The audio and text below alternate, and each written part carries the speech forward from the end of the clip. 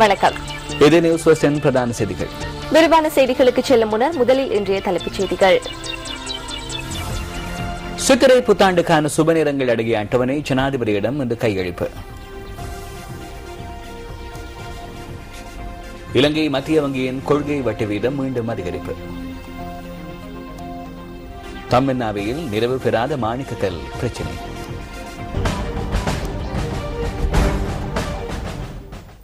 மலரவுள்ள தமிழ் சிங்கள புத்தாண்டின் சுப நேரங்கள் தொடர்பிலான தகவல்கள் அடங்கிய ஈடு இன்று ஜனாதிபதி மஹிந்த ராஜபக்சவிடம் கையளிக்கப்பட்டது.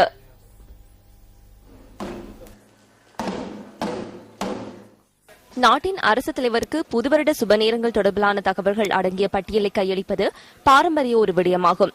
இன்று உதயமான சுபவேளையில் ஜனாதிபதி மஹிந்த ராஜபக்சவிடம் இந்த பட்டியல் வழங்கப்பட்டது.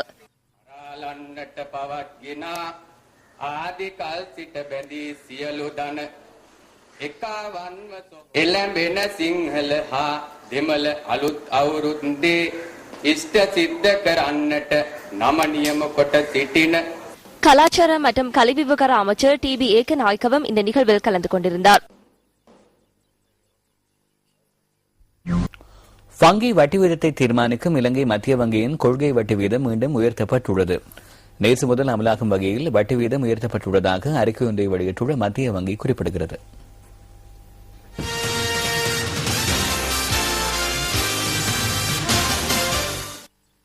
எதிர்பார்க்கப்பட்ட இலக்குகளை தாண்டி பொருளாதார கடன்கள் அதிகரிக்கப்பட்ட நிலையில் கடந்த பிப்ரவரி மாதம் இலங்கை மத்திய வங்கி தனது கொள்கை வட்டி வீதத்தை உயர்த்தியது. அத்துடன் இந்த வருடம் கடன் வழங்கும் எல்லையை 23 வீதமாக மட்டுப்படுத்துமாறு இலங்கை மத்திய வங்கி வணிக வங்கிகளுக்கு உத்தரவிட்டிருந்தது. இந்த நிலைமையின் கீழ் கடன் வழங்கல் தொடர்ந்தும் உயர்ந்த மட்டத்தில் காணப்படுவதாகவும் கொள்கை வட்டி வீதம் மேலும் அதிகரிக்கப்பட வேண்டும் என்பது நிதி சபையின் கருத்தாக அமைந்துள்ளது. அதன் பிரகாரம் நேற்று முதல் அமுலாகும் வகையில் மீள்கொள்வனவு வீதம் 7.75 அமைந்திருந்ததுடன் மீள் விற்பனை வீதம் 9.75 வரை அதிகரித்து காணப்பட்டதாக இலங்கை மத்திய வங்கி குறிப்பிட்டுள்ளது. பணவீக்கத்தை கட்டுப்படுத்தல் மற்றும் வழங்கப்படும் அதிகளவிலான கடன்களை கட்டுப்படுத்தல் என்பன இதன் நோக்கமாகும். இந்த தீர்மானத்தை அடுத்து எதிர்காலத்தில் வங்கிகளின் வட்டி வீதங்கள் அதிகரிக்கப்பட உள்ளன.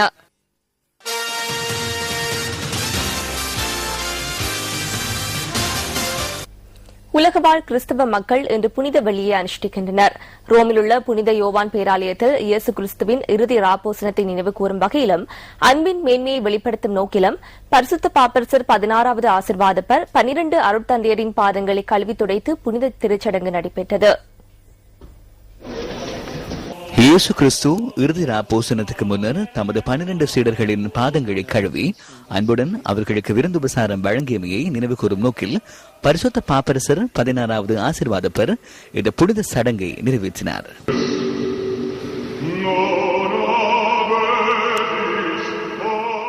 கோட்டாஞ்சேனை புனித லூசியாள் பேராலயத்தில் பெரிய விழியை முன்னிட்டு இயேசு கிறிஸ்துவின் திருப்பாடுகளை நினைவு கூறும் சடங்குகள் நடைபெற்றன. பேராயர் வெல்கம் ரஞ்சித் கர்தினால் ஆண்டகையின் தலைமையில் இந்த வழிபாடுகள் நடைபெற்றன.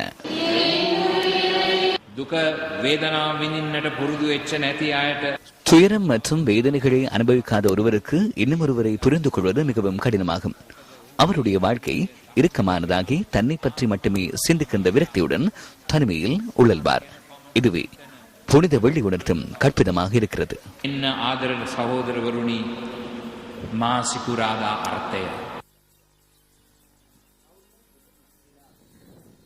புனித வெள்ளியை முன்னிட்டு யாழ்ப்பாணத்திலும் திருப்பாடுகளை நினைவு கூறும் திருவழிபாடுகள் நடைபெற்றன. இந்த திருவழிபாட்டில் ஆயிரக்கணக்கான கத்தோலிக்க விசுவாசிகள் பங்கேற்று இயேசுவின் பாடுகளை பக்தியுடன் நினைவு கூர்ந்தனர். ஸ்தவக்காலத்தின் புனித வெள்ளியின் வழிபாடுகள் மன்னாரிலும் நடைபெற்றன.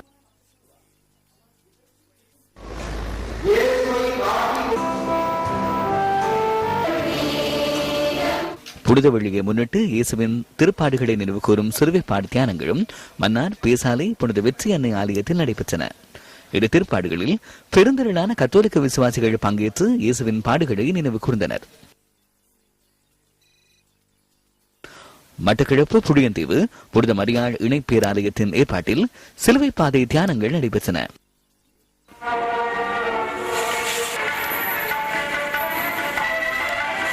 புனித வெள்ளியை முன்னிட்டு மட்டக்களப்பு செங்கலடி புனித நிக்கலஸ் தேவாலயத்தில் சிலுவை பாதை தியானங்கள் நடைபெற்றன.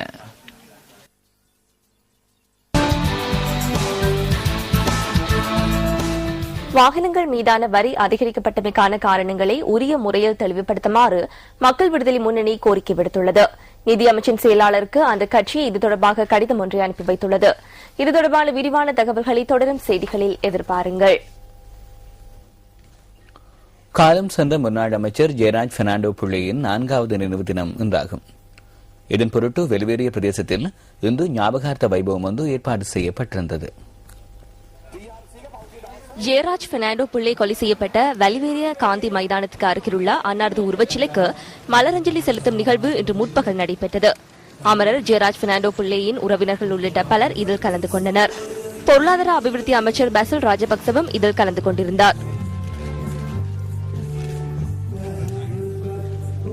අපි පහු කරලා ආවේ ඉතාමත්ම කටුක අවස්ථාවක් කනගාටුවක් කරුණ நாம் மிகவும் சிரமமான ஒரு கட்டத்தை கடந்து வந்துள்ளோம் என்று எமது நாட்டு மக்களின் உரிமைகள் தொடர்பாக சிலர் எழுப்பும் வாத பிரதிவாதங்களை பார்க்கும்போது எம்மை போன்றவர்களது உரிமைகள் தொடர்பில் முன்னிற்க எவரும் இல்லை. அப்பாவி பொதுமக்களின் மனித உரிமைகளை மீறும் விதத்தில் செயற்பட்ட பயங்கரவாதிகளின் செயற்பாடுகள் தொடர்பில் இன்று சர்வதேசம் பேசுவதில்லை. எனவே இந்த நாட்டிற்கு முதலிடம் வழங்கி அனைத்து பேதங்களையும் மறந்து இந்த தேசத்தை பாதுகாப்பதற்காக செயற்படும் ஜனாதிபதிக்கு பூரண ஒத்துழைப்பை வழங்குமாறு கூறுகின்றேன். காலஞ்சென்ற அமைச்சர் ஜெயராஜ் பெர்னாண்டோ பிள்ளையின் 4வது நினைவு தினத்தில் அவரது உருவச்சிலைக்கு அருகில் இருந்து இந்த நாட்டை நேசிக்கும் அனைத்து மக்களிடமும் வேண்டுகின்றேன். ජනාධිපතිතුමාට පූර්ණ ශක්තිය සහයෝගය ලබා දෙන්න කියලා මම අද ජයරාජ් ඇමතුමාගේ 4වෙනි ගුණානුස්මරණයේදී එතුමාගේ ස්මාරකය ළඟ ඉඳගෙන සියලු දෙනාගේම ඉතාමත්ම ආදරෙන් ඉල්ලනවා. ගම්පහ දිස්ත්‍රික්කයට කතානට அவர் கம்பஹா மாவட்டத்துக்கு அல்லது கட்டான பிரதேசத்துக்கு மாத்திரம் தலைவராக இருக்கவில்லை, முழு நாட்டுக்கும் சேவை செய்த ஒரு சிரேஷ்ட தலைவராக இருந்தார். நாட்கள் கடந்து செல்கையில் இன்று அவரது இழப்பு நம் அனைவருக்கும் நன்கு புலப்படுகின்றது. එන්න එන්න එතුමාගේ අගය, එතුමාගේ සේවය, එතුමා නැති පාඩුව අපි සියලු දෙනාටම දැනෙනවා.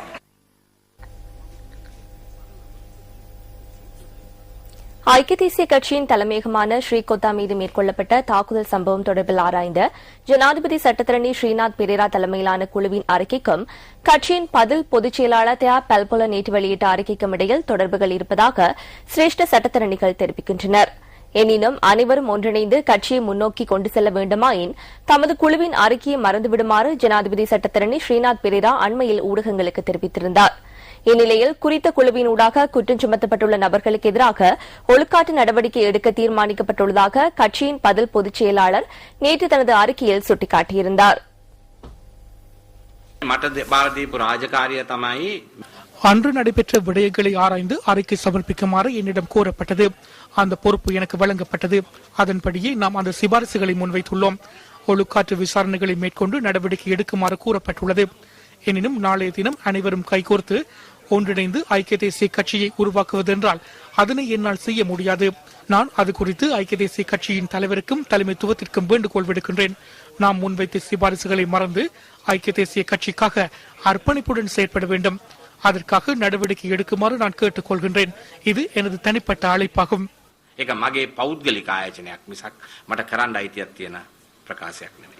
தலைமைத்துவத்தின் ஆலோசனைகளின்படியே தாக்குதல் சம்பவம் தொடர்பில் ஆராய்ந்த குழுவின் அறிக்கையும் நேற்றைய அறிக்கையும் வெளியிடப்பட்டுள்ளதாக தேசிய சட்டத்தரணிகள் சங்கத்தின் தலைவர் உப்புல் ஜெயசூரிய கூறுகின்றார். பழிவாங்கும் நோக்கில் செயற்படுவதால் ஐக்கிய தேசிய கட்சியை வெற்றி நோக்கி கொண்டு செல்ல முடியாது எனவும் அவர் சுட்டிக்காட்டுகின்றார்.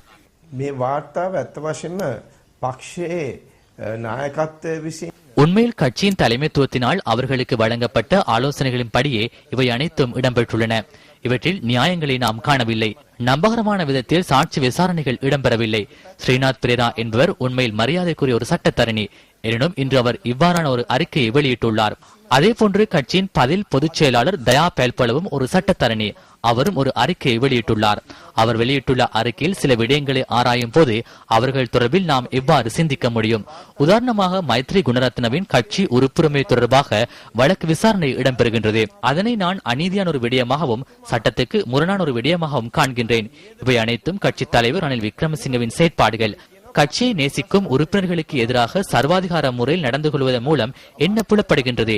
தன்னையும் தான் நியமித்த செயற்குழுவையும் தக்க வைத்துக் கொள்ளவே இவ்வாறு செயற்படுகின்றார். සියලුම දෙනා පක්ෂයෙන් නිරපල හරිමින් අවසාන වශයෙන් මම හිතන්නේ එතුමාගේ සීනය වන්නේ මේ පක්ෂයේ එතුමා සහ එතුමා විසින් පත් කරන ලද එතුමාගේ කෘත්‍යාධිකාරී මණ්ඩලයේ පමණක් මේ පක්ෂයේ පැවතීමයි. வாகனங்கள் மீதான வரி அதிகரிக்கப்பட்டமைக்கான காரணங்களை உரிய முறையில் தெளிவுபடுத்துமாறு மக்கள் விடுதலை முன்னணி கோரிக்கை விடுத்துள்ளது. நிதியமைச்சின் செயலாளருக்கு அந்த கட்சி இது தொடர்பாக கடிதம் ஒன்றை அனுப்பி வைத்துள்ளது. அண்மையில் அதிகரிக்கப்பட்ட வரிகள் எத்தகைய தாக்கத்தை செலுத்தும் என்பதையும் இதன் தாக்கத்தை எதிர்நோக்கு நேரிடும் தரப்பினர் தொடர்பாகவும் விளக்கமளிக்குமாறு நிதியமைச்சின் செயலாளருக்கு பாராளுமன்ற உறுப்பினர் சுனில் ஹந்துநித்தி அனுப்பி வைத்துள்ள கடிதத்தில் குறிப்பிடப்பட்டுள்ளது. බදු වැඩි කිරීමත් එක්ක දැන් රට තුල ව්‍යාපාරික ශේෂ්ත්‍රයේ ඒ වගේම වාහන ගෙන්වීමට බලාපොරොත්තුෙන් හිටපු ජනතාව අතරත් வாகனங்களுக்கான வரி அதிகரிக்கப்பட்டமையினால் இன்று பாரிய பிரச்சனைகள் ஏற்பட்டுள்ளன. வாகன இறக்குமதியாளர்களும் மக்களும் இந்த நிலைமையை எதிர்கொள்கின்றனர். வாகன இறக்குமதி நிறுவனங்களுக்கு முற்பணம் செலுத்தியவர்கள், வாகனங்களை இறக்குமதி செய்வதற்கான ஏற்பாடுகளை செய்தவர்கள், வாகனங்களுக்கு விண்ணப்பித்து அவை கப்பல்களில் ஏற்றியவர்கள், ஏற்கனவே துறைமுகத்தை வந்தடைந்துள்ள வாகனங்களை பெற்றுக்கொள்ளும் நடவடிக்கையில் ஈடுபட்டுள்ளோர் ஆகியோர் இதன் மூலம் பாரிய பிரச்சனைகளை எதிர்நோக்கியுள்ளனர். இந்த விடயம் தொடர்பாக இதுவரை விளக்கம் வழங்கப்படவில்லை என்பதால் அதிக விலைகளுக்கு வாகனங்கள் விற்பனை செய்து வாகன கொள்வனவர்களை ஏமாற்றி பணத்தை மோசடி செய்யும் நடவடிக்கைகளையும் காண முடிகின்றது. அதிகரிக்கப்பட்ட வரியின் தாக்கம் தொடர்பில் உரிய தெளிவின்மையால் மக்கள் சிக்கல்களுக்கு முகம் கொடுக்கின்றனர். எனவே வாகனங்கள் மீதான வரி அதிகரிக்கப்பட்டமை ஒவ்வொரு தரப்பினருக்கும் எத்தகைய தாக்கத்தை செலுத்தும் என்பதை தனித்தனியாக தெளிவுபடுத்த வேண்டும். මේ ආදි වශයෙන් බරපතල ප්‍රශ්නයක් නිර්මාණය වෙලා තියෙනවා. වහාම රජයේ මේ ප්‍රතිපත්තිය පැහැදිලි කරන්න ඕන.